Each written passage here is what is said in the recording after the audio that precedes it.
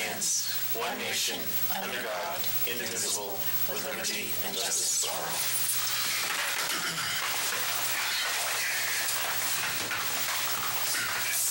Before we ask for public participation, I will recognize a new face sitting at our table. This is Connor Zawacki, who is our new school board rep. You may recognize the last name. His brother Brian had been our rep for the past couple of years, and now Connor is the new rep since his brother is graduated and gone on to school, correct? Yep. Connor, what class are you in? I'm currently in junior class. Junior class, okay. So we may look forward to having you for the next couple of years too. I don't think you have a report on tonight's agenda, but normally you would give us a report, so we look forward to that, but welcome aboard. Thank you very much. You're welcome. Okay, public participation? None at this time. Approval of minutes. Minutes of October 1st, 2018, public session.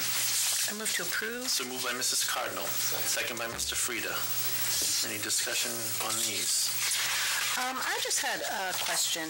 For example, on page 2, for paragraphs, say, 2 and 3, there's several questions that are put in there, but there's no answers. I want to say some of these questions were answered, though. Am I correct? Discussion of what happened if the team fell short on funds, would it cancel the season? Yeah. Let's see, whether the funds would be held in the student activity account, and in the rest of the paragraph, there's no mention of it being put into any account. Editable documents, again. And how fundraising would be handled, and would the funds be held in the student activity account?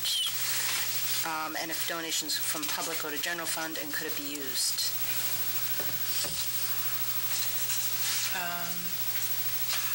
And they were, as it was specific to the team, it would go to the student activity account.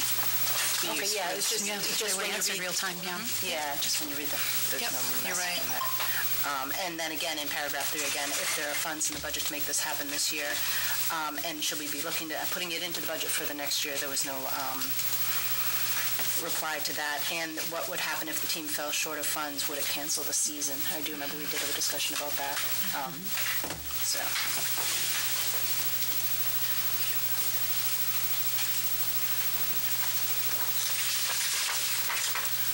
Other discussion, corrections? A couple of things highlighted in there, and I didn't do the highlighting so much what they need. Oh, yeah, I made a couple highlights. They're very minor items. I don't know if it's, do you want me to? Yeah, please. Just the spelling of Malachi. So you'll want to do a search and find. It's M-A-L-A-C-H-I. That's a tricky one, in fairness. And then, yeah, if we could be specific, Mrs. Vachon's role, she's president of the Farmington Teachers Association.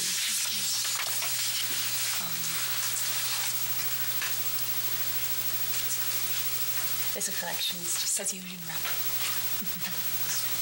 That's okay. And then Thank you. you have a motion that you specific to that? Oh, yeah, and then the motion to accept a nomination, one of the names is missing the job title, the position that we're accepting the nomination for Mrs. Puche Wright. And I put in the comment which one it was.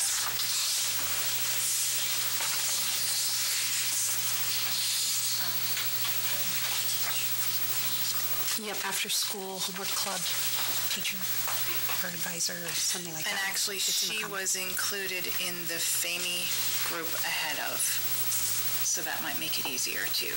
Oh, that's a correction I didn't pick up on. Yep. Thank you. Anything else? That's all I was highlighted, right? Okay. Oh, 5-1. The motion to go into non-public session 3 has a vote of 5-1. We probably don't want that. Oh, 5-0. Yeah, minor stuff. All those in favor as amended? Aye. Do we have sealed minutes? I have them sealed. We can do a They're delivered to me sealed. We can do a copy for you to review if you would like to do so. Yeah, we need to approve them, So, right? Because we haven't approved them yet. so I'll just do it this way. Would do these in non-public so that you can. I guess. Well, we can review and... I just can't recall what the Yeah. topic Right, was yeah. at all. We'll do it in When we non-public come out, and then we can approve them in public. Let's go on to minutes of October 1st, 2018, non-public session 2. So moved. So moved by Mrs. McElhenney. Second by Mr. Frida. Any discussion on these? Hearing none, I'll call for a vote. All those in favor? Aye. Non-public session 3 from October 1st. I move to approve. So moved by Mrs. Cardinal. Second by Mr. Frida. Any discussion? Just the time of the motion to come out of non-public session 3 seems to be off by a few minutes in comparison to what's put in public. Nothing major, but I believe it was 9:37.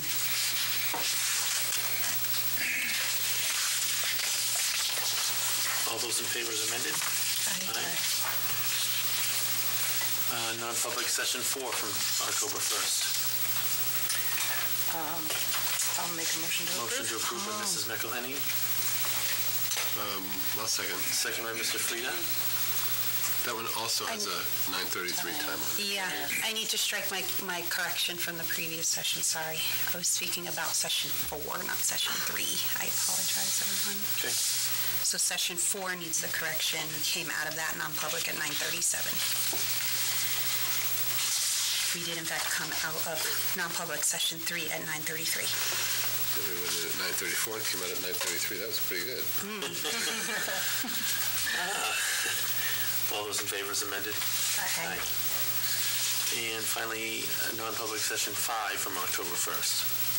I move to approve. Moved by motion by Mrs. Cardinal, second by Mr. Frida. Discussion on these? Hearing none, I'll call for a vote. All those in favor? Aye. Nice work on all of those. Thank you very much. Okay, we're going to move down to reports, and we're going to start off with Mrs. LaFave with the curriculum report. My report has actually been postponed a couple of meetings due to family circumstances, so my update is more about what happened over the summer because I have not had a chance to update you to all the goings-on we had there. So to begin with, we were able to pull off a Title I portion of summer school with some funds that we had through a grant. And this allowed an additional 4 teachers and 1 paraprofessional at Valley View for staffing, as well as 2 teachers and 2 paraprofessionals at Henry Wilson, more so in addition to what we had regularly for our other extended school-year summer school opportunities. I don't know exact numbers, but I just know from the principals we were able to accommodate significantly more students than we had in the past.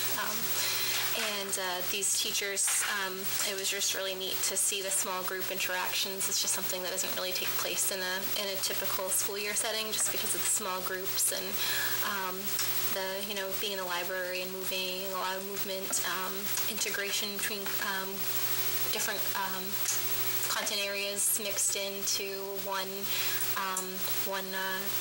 content delivery piece. So projects that spanned across science, math, English, reading. So it's really neat to see the dynamics and how they kind of change when you don't have as much structure. Now we need to move to math. Now we need to move to specials. Now we need to move to recess. So it's just a really neat thing to see. From professional development standpoint, there was a lot we were able to do. This is my first summer, or this was my first summer, so I don't have a comparison. But we were able to send some teachers from Farmington High School to what was called a Constructing Modern Knowledge Conference. This was for 3 days in July, and they explained it to me as the opposite of a conference. They didn't sit, they didn't listen, they didn't stare at a screen, which was really neat. They got to create, it was delivered in a fashion that we would like them to deliver instruction. So they were creating, they were engaging, they were collaborating with each other. They learned about topics like animation, robotics, engineering, filmmaking, music composition, 3D printing, programming, wearable computing, which I still am not 100% sure what that is. I'm guessing like a smart watch or something, or maybe an implanted device or some sort. Arduino, microcontroller storytelling, digital storytelling, and photography. So they brought back a lot of ideas to start looking at maybe some sort of a STEM lab, innovation lab at the high school. The second opportunity was a competency design studio, which I think this is the second or third year we've had representatives attend. So there were 3 teachers and a vice principal from Valley View that got to go to Manchester to learn about various strategies that pertain to competency-based education, like personalized learning, scheduling or modifying a schedule to allow for extended learning opportunities better so than we are now, and that kind of thing. The third one was something I did. It wasn't limited to a specific number because it was one that I put on online, so anyone could sign up. I think we had about 35 teachers between the 3 schools volunteer to learn through an online interface, which I was shocked to see that kind of interest in an online. It wasn't face-to-face at all. It was 6 weeks, and it focused on integration, technology integration tools. So what I did is I created a Google Classroom, which is free, and the teachers who hadn't known what it was now know what it is because they got to experience it as a student. So I invited them, they participated as a student, submitted all their assignments through the online interface, spoke to each other, conversed with each other in an online environment, which is something that they got to see happen for a lot of them for the first time and got to experience it firsthand. Some of the topics we talked about were Padlet, which is kind of like an online cork board, so students and anyone really can post ideas. As long as they have the link to the Padlet, they can post ideas like sticky notes, almost like a Facebook wall, and they can comment on each other's. They can post pictures, videos, and through that, Google Draw. So that was an example of a collaborative assignment where I started a picture and said, add to this drawing to show how you're enjoying your summer so far. Or I think one of them, too, was to show your emotions about school starting up soon. And they made like little comic narrative bubbles coming out of their characters they drew. Some of them drew, some of them copied and pasted graphics from the internet, gave them animation, and it was very interesting to see at the end. We talked about Google Forms. They could survey kids in groups, Google Groups, which is kind of like, if you've ever taken an online course, it's kind of like a My Courses or Canvas style group. Adobe Spark, which is a way kids can animate presentations a little bit more creatively than just a typical slideshow. Google Keep, which was the favorite, and that's just an organizational sticky note style, very universal tool. Flipgrid, Pull Everywhere, Flippity, and this was all in 6 weeks, so I gave a few each week and said, pick one to experiment with. Most of them picked all 3 and just tried out all 3 and didn't stick to just one. And then on this next page, I put some of my favorite, I just searched through the comments on the different discussions and picked out some of my favorite aha moments teachers had and kind of put them there. And I don't think, maybe I did put the link. No, I didn't. I got permission from one of the participants to share something she created, and I was going to link it in there, but I'll go and add it back in. I was going to link it, and then I said, oh shoot, I should have her permission first. Got her permission, and then forgot to link it. But she created something on not Padlet, but Adobe Spark, and it was a book trailer. She was having her students do book trailers and modeled one for students to be able to follow the model and get ideas from. And she narrated it herself, recorded it in the background, had a lot of transitions and information about the book. So her idea was to create, instead of having a traditional book report, paper, pencil, that's how students would showcase their understanding of plot, character development, and all of these other things. So we had an in-house NGSX science training, which NGSX is an organization that the state has partnered with to help our science teachers become more familiar with the new next-gen standards for science. So through a previous engagement, we had a couple teachers who were trained as trainers last summer, and then this past summer they were able to take that training and offer it to, I think we had about 12 or 13 participants there. And they stayed for 5 straight days. I think it was 32 hours total of professional development in science that these teachers received. One of the teachers came from John Stark, and she was stipended through the NGSX, but it was, compared to, if you divided that by 32 hours she spent, it was, very, very minimal stipend. So we thank her, Jill Zaffers from SAU 24, for helping out. So these two facilitators were able to, again, kind of practice what we're preaching sort of style. So they taught lessons in a inquiry-based style. So instead of starting the lesson with vocabulary and questions, they started the lesson with having us watch a YouTube video from Mythbusters on a tanker imploding. So the tanker truck just was, I think the night before it was steam cleaned, and then that morning it just randomly imploded the entire thing. Nobody was hurt in the situation, thankfully. But that led us to the next thing, okay, what happened? And that was really it. So the teachers and facilitators had in the background what they wanted us to uncover and figure out, but they didn't tell us, okay, now we're going to do a unit on air pressure. This is what air pressure is. This is how air behaves in this environment. So it kind of was that backwards. Basically, we were trained as science teachers to start with a phenomenon or a group of phenomena to figure out, and then work backward and become scientists ourselves to discover, well, maybe this happened. Well, maybe this happened. And teachers were taught questioning techniques. We were taught how to maintain poker faces so that if a kid was on the right track, we didn't say, oh, yes, you're on the right track, because then it would then permit everybody else to stop trying to figure it out. So we learned some questioning and teacher kind of behavior style things to really, I guess, stress that backwards inquiry-based approach. So that was really fantastic.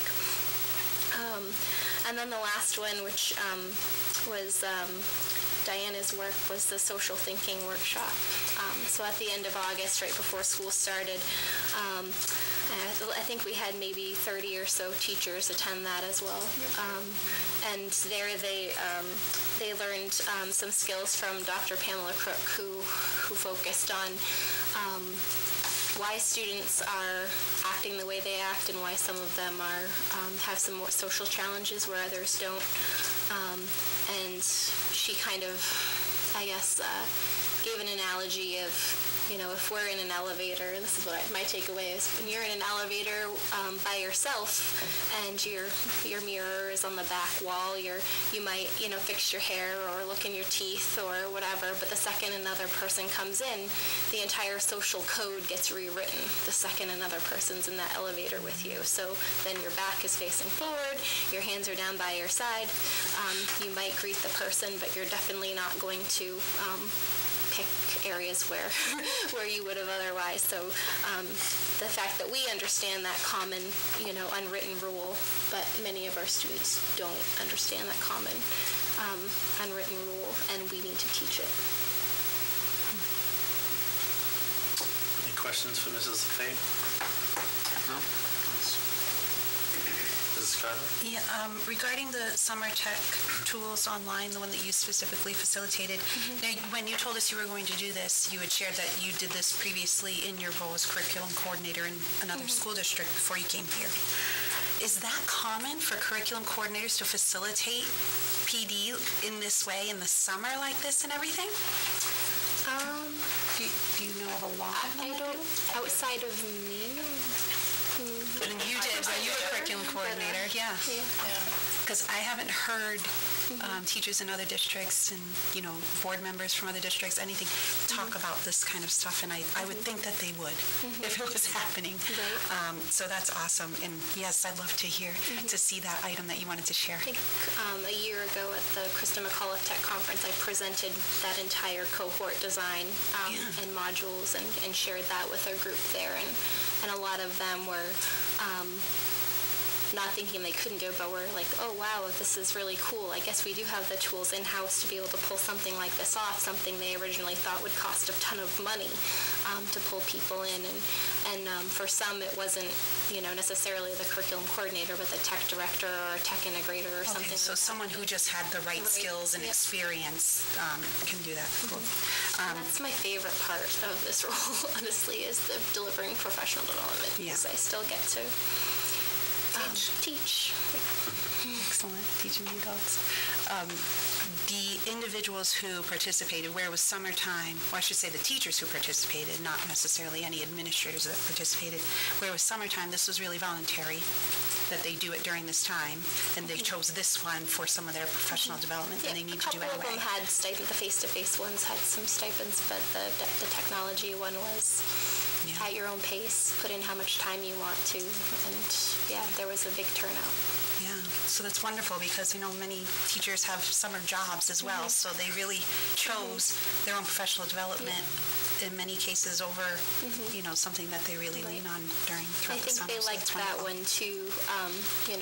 There was a week I was away for summer vacation, so I created the modules the week before and set them, because in Google Classroom you can set them on timers. So I created the modules previously, set them to launch on a Monday. I was on vacation and was thinking, I'll be all hands off and enjoy my vacation, but it's just hard to stay away from it because it's like a big chat room, and you're getting notifications, and it's like I couldn't ignore it.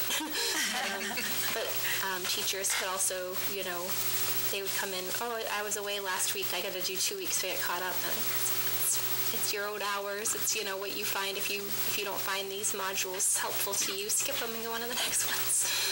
So they kind of like the versatility of the online. Pick what you want to learn about, and you don't have to do all of it.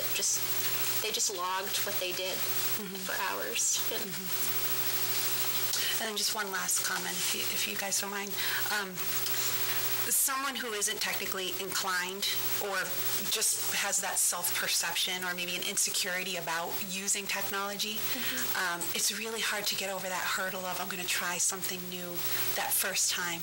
And what I've heard from 3 or 4 of the individuals who participated was they were very comfortable just kind of admitting that. And previous to, this past summer and this style, they really weren't comfortable with admitting it. And it turns out they knew more than they gave themselves credit for getting started. So thank you very much for trying that. Some of the ones that were most hesitant were the most vocal and interactive on the board too. They weren't the quietest. It was good. Thank you. Valley View Community School, Mr. Roberts.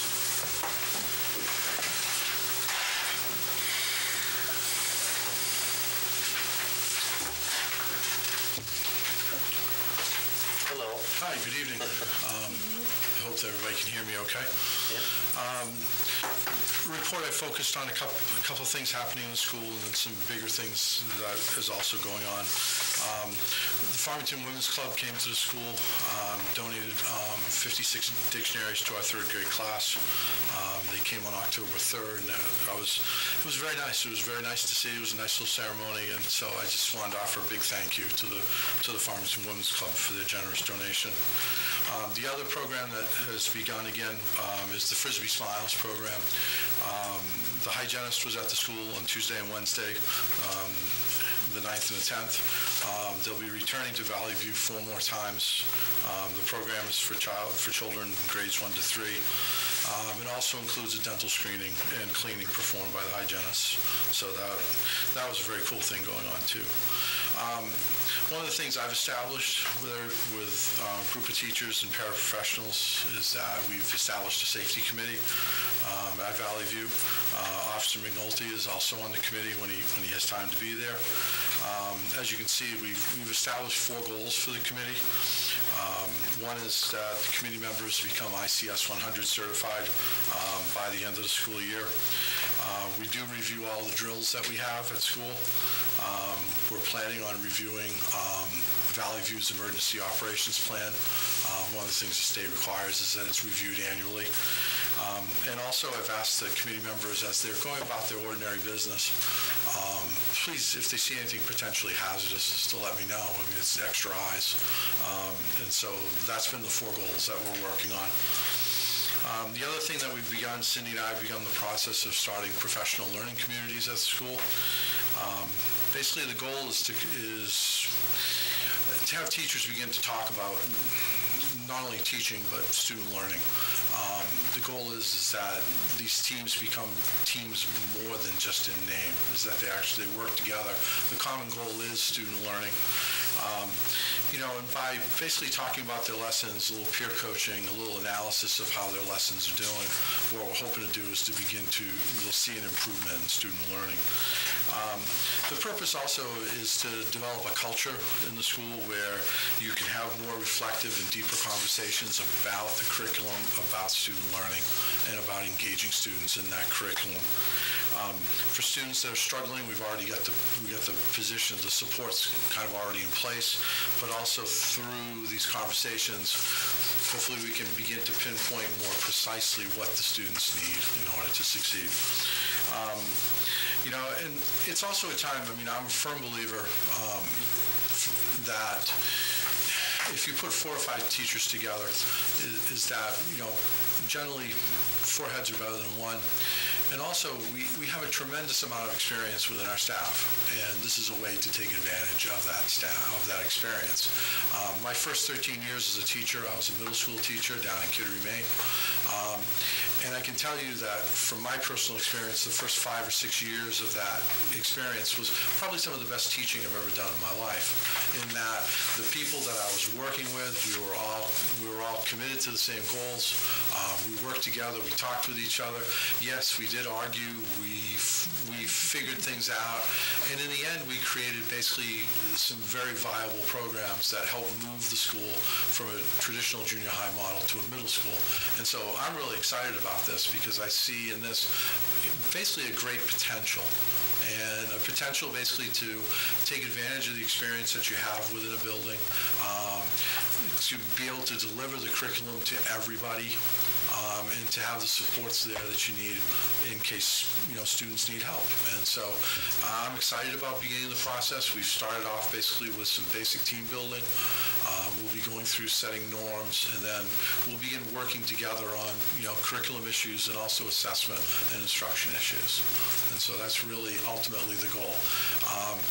I also know that because it is a big task, I realize there'll be days when I'll feel like we've taken 2 steps forward, but on other days we'll feel like I've taken 3 steps back. And I understand that.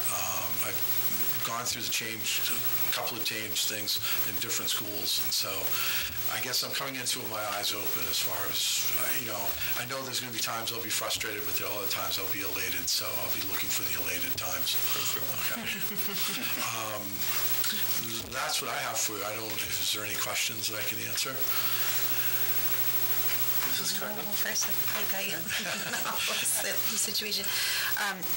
It's great to hear that there's a school-specific safety committee coming up, because we have a district-wide one, but each building has its own unique needs and always looking for, problems to solve, and opportunities to improve.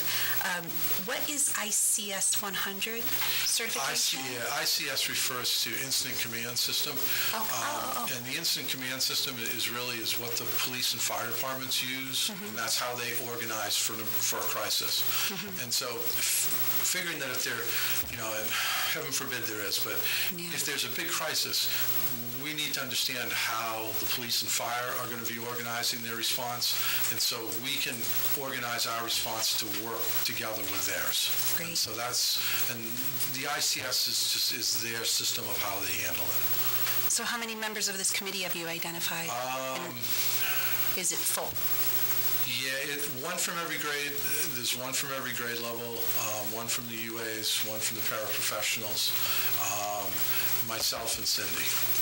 And I'm probably missing someone, but that's all. The whole school is represented. Okay, so represented for the inside the school. Yeah. Anybody already ICS 100 certified of that population? You are. Great. Yeah, and I think Cindy is too. Yeah, okay. The admin team Oh, has great. gone through that. Awesome. Have you considered having a parent who maybe has expertise in this field join the committee? Absolutely. Yeah. I haven't considered it, but if you know someone, I'd love to talk to them. I can try to find out. Yeah, that'd be great. That really would be, because my feeling is the more eyes and the more ears listening to stuff. Right. And then in terms of any sort of sensitive material about emergency response, you can have them sign a commitment to not yield that, and, things like that. You don't have to worry about. I mean, the state has the EOP, and so there's nothing, I don't think anything in there that's particularly sensitive other than... Well, actually, that does get... It's just not something we want to post on the internet in any way, but, we have several parents who are firefighters and perhaps with some police experience. Maybe they're ICS 100 certified for their place of employment. Right, and I really envision as time goes on is that the police and fire need to be more part of the conversation, because again, thinking of worst case scenario is that, let's say something, bad does happen, the fire department shows up. I really want to know is what jobs can the fire department take over for us, and so we can make sure that we're taking care of student care and getting the students back to their parents. So it just frees up more people to do the real essential job, and that is making sure that the kids are safe and staff is safe. Awesome. Thank you. Thank you. Okay, thank you. Okay, new business. Special ed CRF. So in your packet, there is a document about the process for holding a special meeting. Is that old school? That is, well, that's nice. We're smiling at Mr. Roberts' briefcase. It looks awesome. Oh, Mr. Roberts. My father was a lawyer, and when he retired, one of two of the things he gave me two briefcases. He says, you may need these, because I was just starting out as a teacher. The first one was a beautiful one that he had down in Mexico, and unfortunately, I didn't even dare to take that, because it was a beautiful leather, and I just kind of put it away. The other one he gave me is this. This one still functions. Yeah, it still I thought it was a record player for a moment.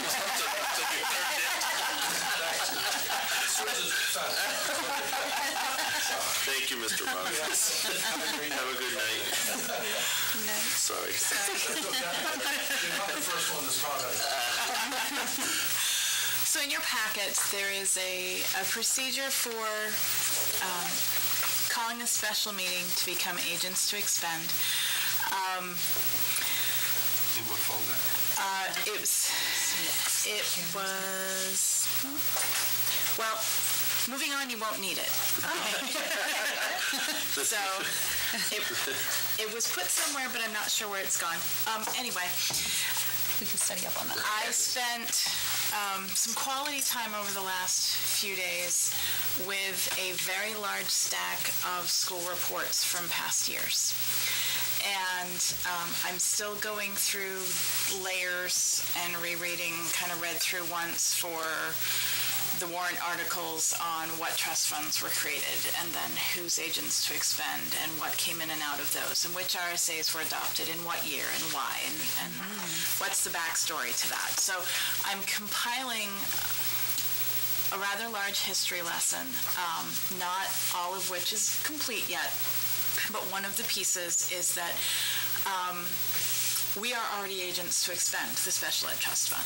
So that was one of the things that we were looking for, and that's been, I had seen that there was at least one vote where we were not agents to expend, but there has been a vote since that we are agents to expend. So that last one was in 2015, and a vote of 339 to 166 in favor of. So with that, we had brought to you our out-of-district situation and where that was headed.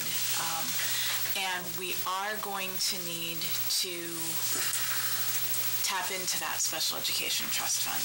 Okay. So at this point, what I would like to ask the board to do, our procedure changes since we are now agents to, or have been agents to expend. I would need a board vote to hold a public hearing. The public hearing would need to be posted at least 7 days prior to the holding of that hearing. And then, having held the hearing, the board can then expend from that fund. So we are going to need to tap into that.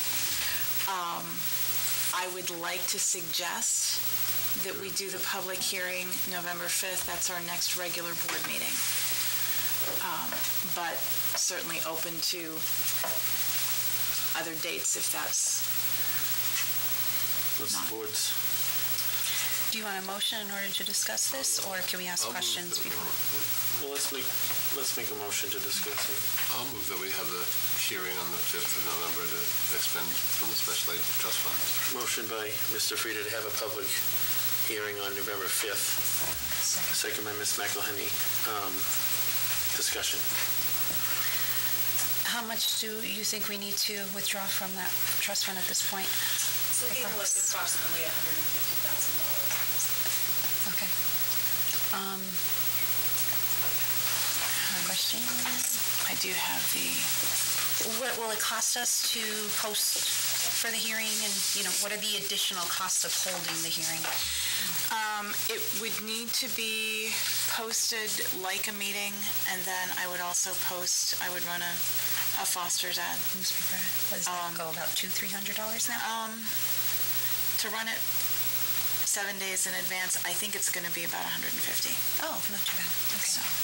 The reason why I asked those questions is whether or not it would influence us to hold off in case we have additional surprise special education needs later on in the school year. But if it's at $150, it's best to just take that fiscal step to cover the costs as opposed to rely on other unexpended funds. The balance in that account as of September 30 is $203,915. Okay. Anticipating that would be another question. Okay. So. It would have been, yeah. That was my next question. It might be premature for an answer on this one, so it's okay if we don't know yet, but are we looking to have a warrant article? That was the first thing that just popped into my mind. To take an add back to the fund? Absolutely. Should we have from unexpended fund balance? Yes. Yep. Okay. And that would be of the adding back in, that would be the one that I would list first as first priority because they are funded in the order that they appear on the warrant.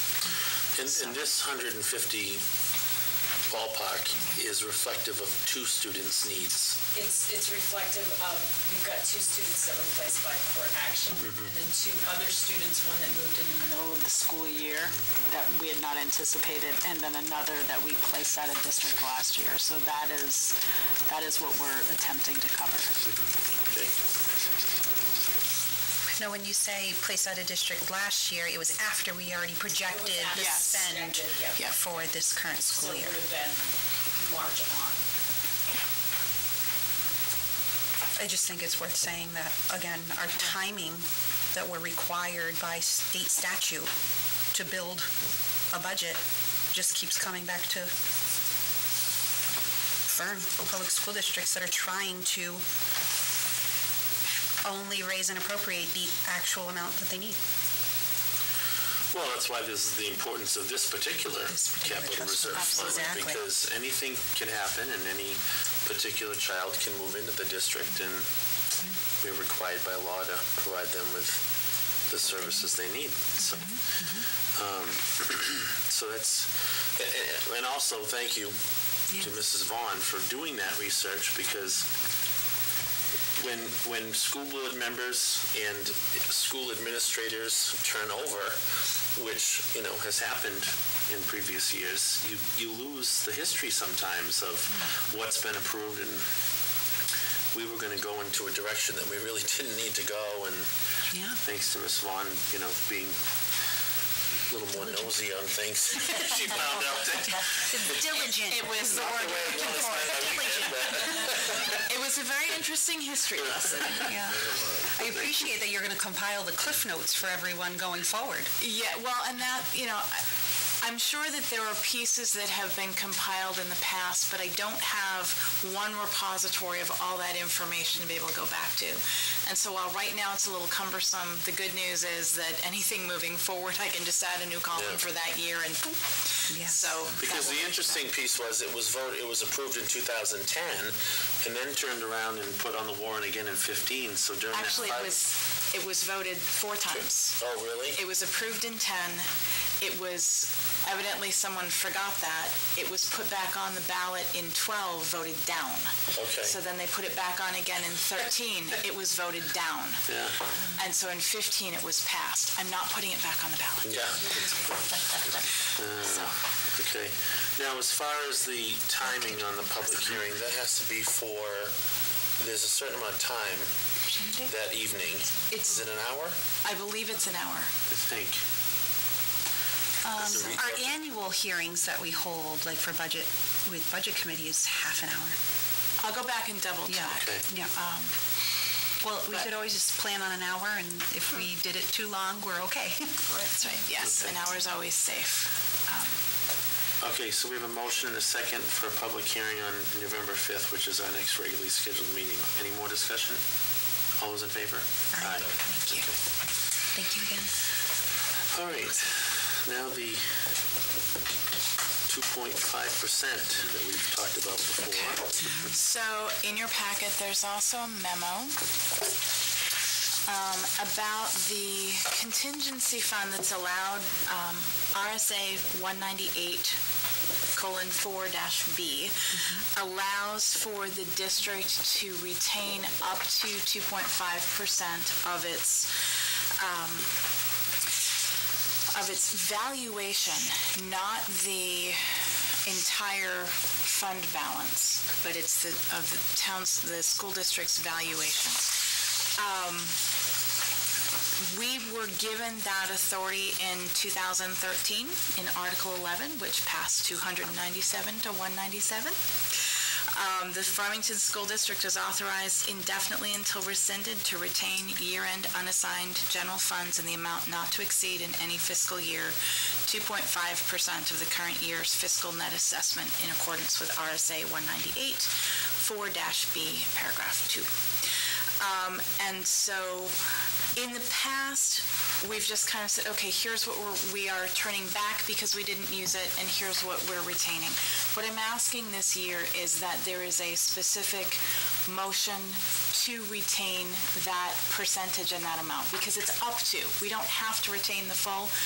By practice, we've chosen to retain the full amount, but I'd like a vote that says that yes, it was that amount, of that percentage and this amount, so that it's in the record moving forward, that it's not just my grand suggestion.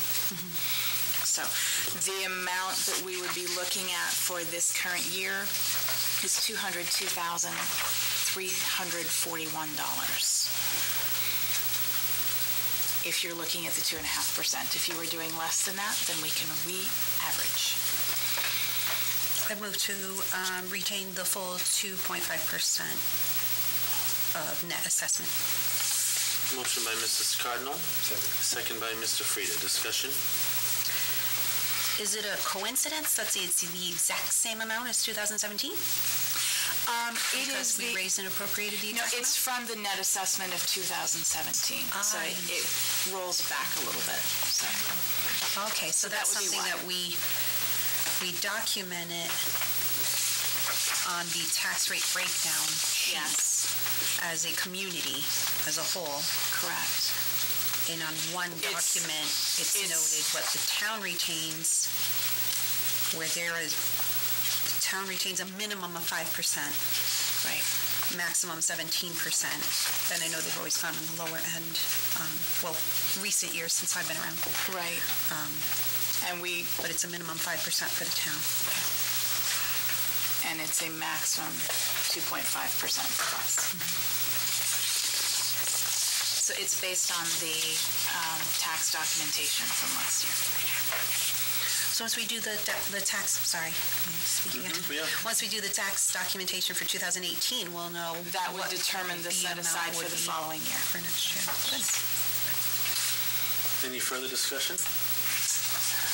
I have a question. I don't know if this is the time for it, but any idea on, it doesn't really explain exactly what this 2.5% can be used for. It does say an emergency and not to supplement the budget. This is pretty much our guidance. And so this is the procedure for us to follow. We would need to obtain written permission from a majority of the Budget Committee and from the Commissioner of Education for the over expenditure. We would need to describe for the Budget Committee and the DRA the emergency funding and explain why we do not have the funds in this year's current fiscal budget to do that. We would also have to demonstrate to the Commissioner that we have a source of revenue for the over expenditure, and the source of revenue would be this 2.5% set aside. And so, there's a list of boxes. It doesn't give a list of, here are the emergencies that you can apply this to. It basically says you have to show there's no other avenue open to you. For instance, with the special education issues that we've come up with, we do have another fund that we are agents to expend, so we do have a way to deal with that right now. So we would not be able to apply for these funds for that. If we had an additional $200,000 worth come up this year and we only have $50,000 more left in that trust fund, that might be a reason to apply for this. I'm just trying to think going forward. I do know that we have a reserve fund for technology, but I'm wondering if that would fall within these parameters going forward. Again, it would have to be something that we would not have another way to cover. And depending upon where the emergency was, if the building were struck by lightning and it fried everything we have, then what's in the technology trust fund probably wouldn't rebuild the entire system. So in that, whatever insurance fell short on, we might need to. Great examples. Anything else? All those in favor? Aye. So so that was for the 2.5% and for the amount as well? Oh. Can we name the amount in the motion? Yeah. 202,341. Oh, thank you. You have a printout. I don't have to re-open the file. For the record, the motion of 2.5% of net assessment that just passed represents the amount of $202,341. Welcome. Okay. Any other new business? I don't think so. Okay, I'm going to bring up do now. this? Yeah, let's do this Okay. under new business. As many of us are aware, at our last meeting, we passed the creation of a varsity boys volleyball team, and we talked at that meeting about being able to accept donations. So we will need to do that tonight. I received a phone call from Diana Johnson, whose son Nicholas was one of the presenters that evening. Her and Nick have made a donation. Nick's parents, Nick and Sandy, have made a donation, and Diana's mother, Elizabeth Shatnoff, has made a donation. As well as recently the Farmington Athletic Boosters teamed with the athletic department to host a golf tournament at the Farmington Country Club. A portion of the money raised during that tournament will be used, as well as additional monies that the Farmington Athletic Boosters had. So the Farmington Athletic Boosters is going to, that's the first donation that I talked to Ms. Vaughn about, donate $1,000 to kickstart the boys volleyball program. And the other 3 donations total $625. So we will need to accept these gifts tonight, which total $1,625 to boys volleyball. So moved by Mr. Frida. Second by Ms. McElhenney. Any discussion? That's wonderful. Nice. Great. Thank you. Thank you. I understand that there's been other fundraisers that they're doing well on, bake sales at things, and Malachi Just- has whipped into a frenzy. It's awesome. good, I can retire and pass everything. There were 6 boys volleyball players, the ones that are in the club now, Yeah. that worked the concessions at the family engagement night the other night, the hypnotist. And I said, wow, They did well. we And could get they that many were, volunteers at a concession stand anywhere else. and they were at the homecoming game Saturday night. And, They're working hard. Volleyball games, yeah. All those in favor? Aye. Thank you. Thank you all Thank so you. much. Old business, bid policy, second read, which is DJE. I'll make a motion to accept the bid policy as a final read. I did notice it does have the hybrid wording put in on this one, so. Second. Motion by Ms. McElhenney and a second by Mrs. Cardinal to accept the bid policy as a final read. Further discussion? All those in favor? Aye. oh, that was easy. I just asked him if he wanted to speak to it. Done. Okay. It covers all the bases. You're welcome to speak. You did all the work up front. That's the best way to go. Budget committee update? Thank you. Good job. I promised that once a month I would bring an update, a formal update to the school board regarding goings-on with the town budget committee as the representative from the school board. So just a little bit of history, if I could recap. Starting in March, with the March meeting on March 23rd, 2018, the budget committee, by motion, by request of the town administrator, went into non-public session because the budget committee, by a split vote, requested the select board to give them authority to use town council to investigate a few issues that they perceived or questioned whether, the legality of some of the actions the school board has taken over the last few years, and also to investigate what remedies there are for our school district audits having been started but not completed in a timely manner. So I have included the minutes from the non-public session.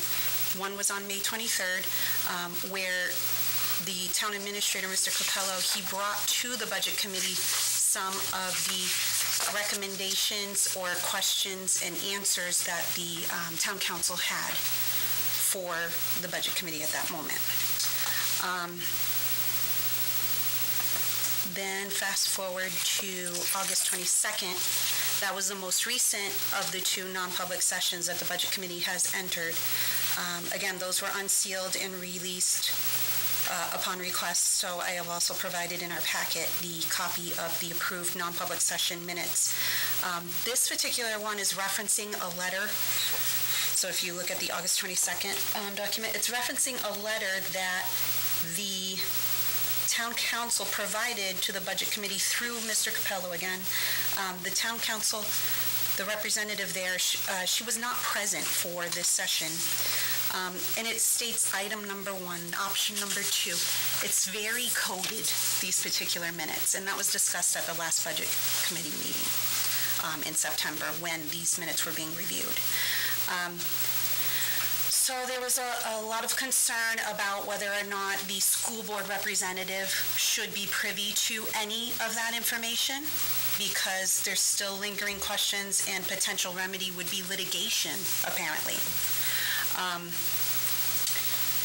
We had school council advise directly to town council as to where everything that the school district has done to date still falls within statute.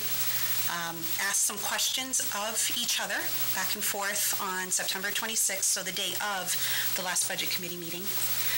And where I'm going to need to get some clarification at the next meeting, and I wanted to bring this, to your attention, is the town council seems to be saying, I have to get more information from the budget committee, yet there are no questions asked of the budget committee when the budget committee's in session. So I really got to find out who is the conduit for the communications from budget committee to town council, because it doesn't seem to be with the full budget committee present. So I'll ask for that information. If it's not readily available, I will ask the chair to look into that. I just want to make sure that school board members are completely abreast of what's been going on. To my knowledge, the last communications that our school attorney has had with town council was on the 26th. And we have that email back and forth where they left it that town council was going to ask the budget committee. But that night, none of the specific questions were asked of the budget committee. So that's pretty much where we're at. Yeah. There's still some lingering questions, some outstanding old business that gets itemized. We still have 7 points that budget committee members are not satisfied that, I can't say all, it's still split. Of the 11 budget committee members, it is a split vote every time on whether or not questions are completely answered to satisfaction. But we at least have that clear designation now. Before I would, as a representative, I would answer the questions on behalf of the school district, think that it was answered, and the very next meeting, it would come up again saying, you didn't answer my question, and I thought I did. So now we have a very clear, every single question that's itemized, whether or not it's answered to the committee's satisfaction, and we vote. All 11 of us vote on whether or not it was answered. I don't know if you could describe for me what that means to the satisfaction of the committee. Yes. That's interesting to me, because if you answer a question, you've answered the question. Does that mean that there's still parts of the question that are fuzzy with people, or they don't like the particular answer that was given?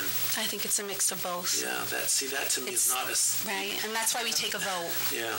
And that's why many a times, whenever the decision, or what I should say, whenever the motion to close that particular topic is made, if it doesn't pass, it's always by split decision. Yeah. And where I'm the one that's providing the answers, I've been abstaining on those. So if it does go to a 5 and 5, right, and I would have been the tiebreaker, it would fail and we'd close it and say, let's stop bringing it up, I can give you an example of one topic that just keeps carrying,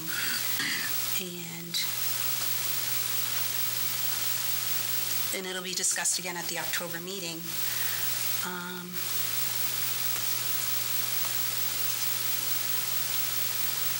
Provide the requested audit documents as they are completed as the answer to the question wanting copies of the audits. Provide the side letters, the single audits, the complete audits. All completed audits have been provided to date. The issue is we still have audits that haven't been completed as a school district. And some that can't start yet because we're going to have a new auditor. Therefore, the work that's being done by the previous auditor needs to be completed, signed off before the new auditor will begin work. And so that was voted to stay as an open item.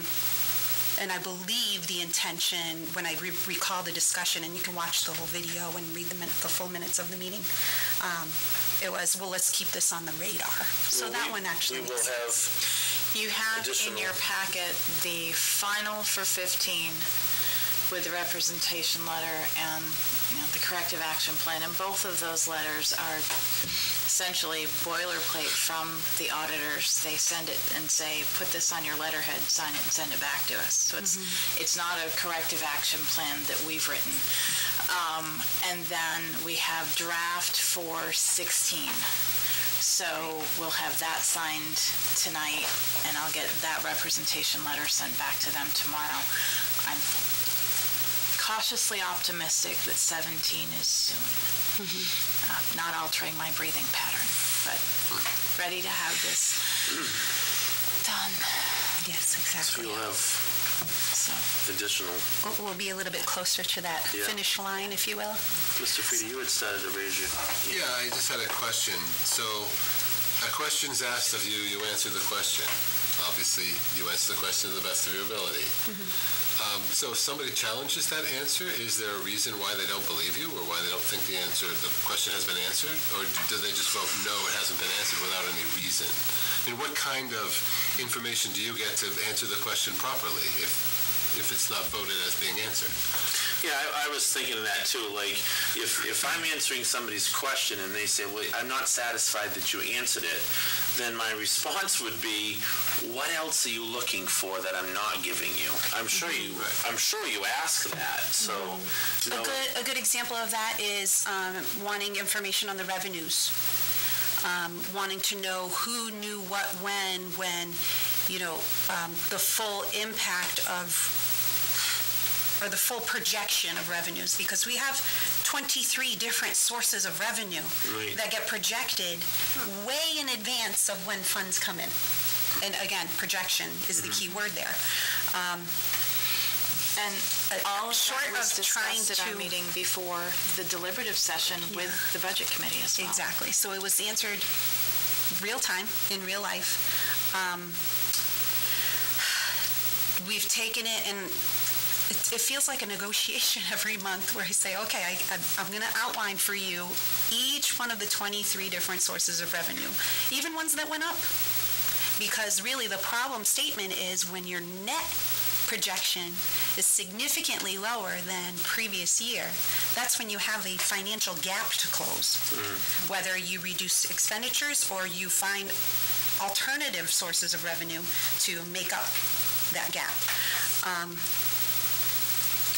So what we narrowed it down to is, okay, let's only focus on, and this was something I suggested, and I just started supplying it because I wasn't going to be able to give them all 23 sources of revenue, a full picture of them, how you know what's coming, when it's coming, how you know whether or not it's going to go up or down in mid-cycle.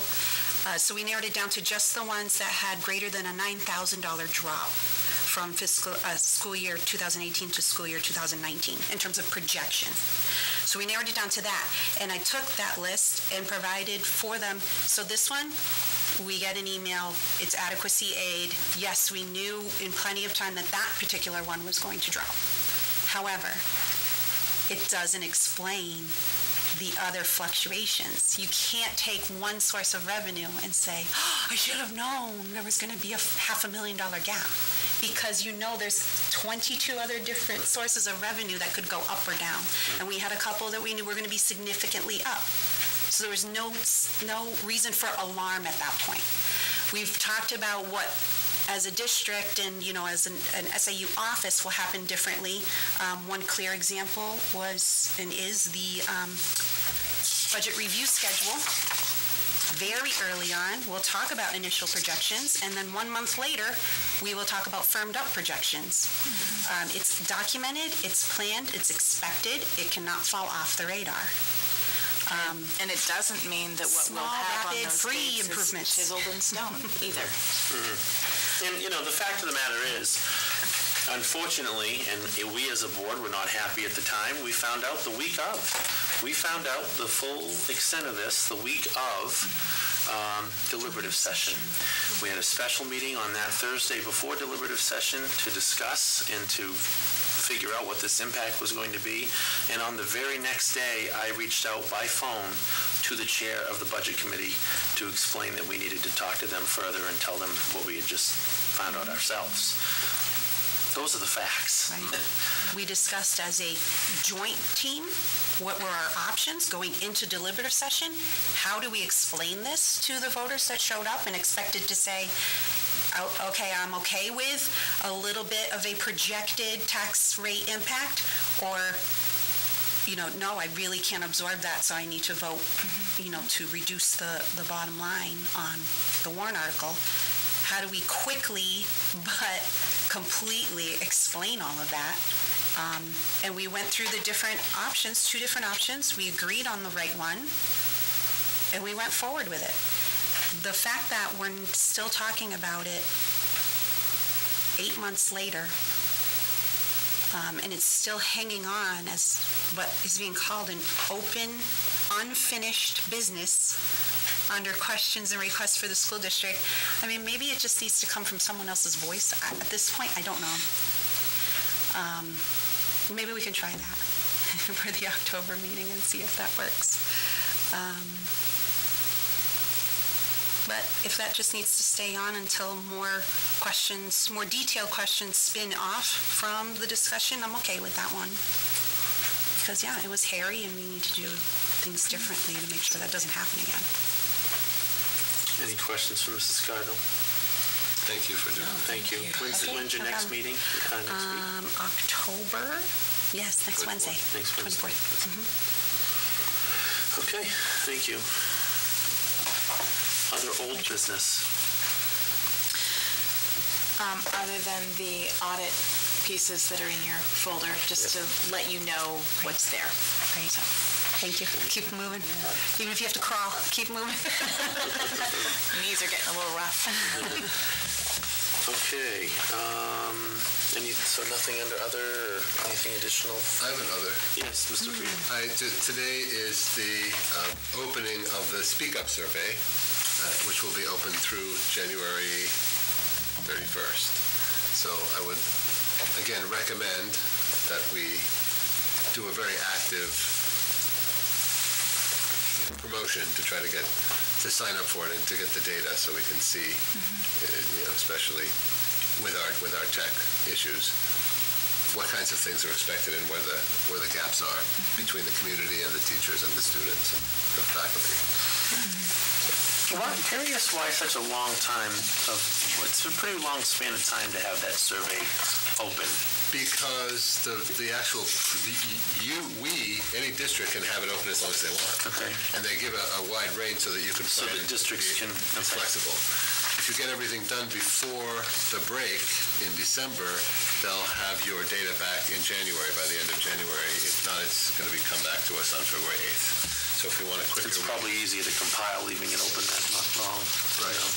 So we don't have to keep the survey open that long, but it is open for that long before they close it down. Okay.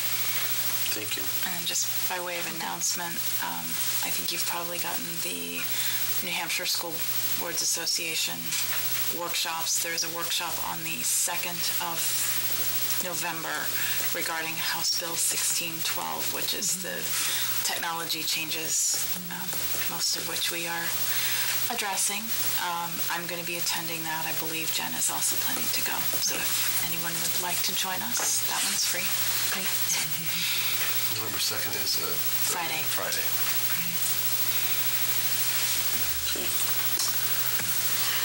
Okay. Any public participation? Alrighty. Our next scheduled meeting is Monday, November 5th, right here. Will we start earlier because of the hearing? Will we need to start earlier because of the hearing? Typically, the public hearing is done first, and then the meeting is after. Yeah, I think we've scheduled it to be first, and then based on whatever public input may or may not be there, we've started our meeting, and then...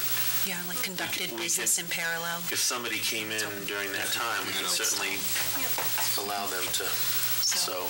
Potentially 6 o'clock then? Does that work? For scheduling? 6 o'clock. So our next meeting will be November 5th at 6 o'clock. At such time, we'll open up our public hearing, and then we'll conduct school board business that night as well.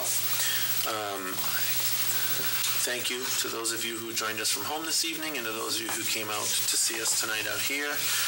I will entertain a motion. It's going to somewhat alter here the agenda a little bit. We need to go into non-public session 1 for RSA 91A:3 2I for Safety and security. safety and security. So moved. Second. So moved by Mrs. Cardinal, second by Ms. McElhenney. All those in favor by roll? Aye. Good night, everyone. Good night. Thank you. Good night.